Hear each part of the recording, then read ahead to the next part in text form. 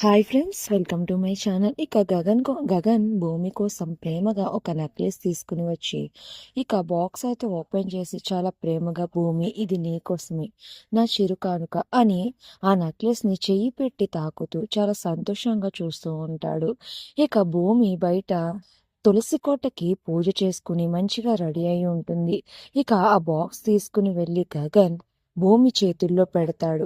ఏంటా అని భూమి ఆతృతగా ఆ బాక్స్ ఓపెన్ చేసి అందులో ఉన్న నెక్లెస్ చూసి చాలా సంతోషపడిపోతూ ఉంటుంది. ఇక తరువాత థ్యాంక్ యూ బావా అని గగన్కి థ్యాంక్స్ చెప్పి ఇక ఆ బాక్స్ తీసుకుని వాళ్ళ రూమ్కి వెళ్ళి ఆ బాక్స్ని హ్యాండ్ బ్యాగ్లో పెట్టి కబోర్డ్లో అయితే పెట్టేసి వెళ్ళిపోతుంది. ఇక ఇదంతా చూసిన అపూర్వ గోరింటాకు అయితే భూమి వెళ్ళిపోయిన తరువాత భూమి రూమ్కి వెళ్ళి దాంట్లో ఉన్న నెక్లెస్ తీసేసి అందులో మత్తు పదార్థాలు పెట్టి మళ్ళీ ఆ హ్యాండ్ బ్యాగ్ని కబోర్డ్లో అయితే పెట్టేస్తారు.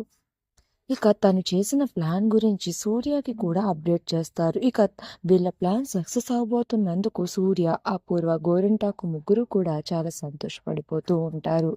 ఇక ఏమీ తెలియలేనట్టు భూమి శరశ్చంద్రతో మాట్లాడుతూ సరదాగా ఉంటే అక్కడికి వచ్చి అపూర్వ, గోరింటాకు కూడా వచ్చి కూర్చుని వింటూ ఉంటారు.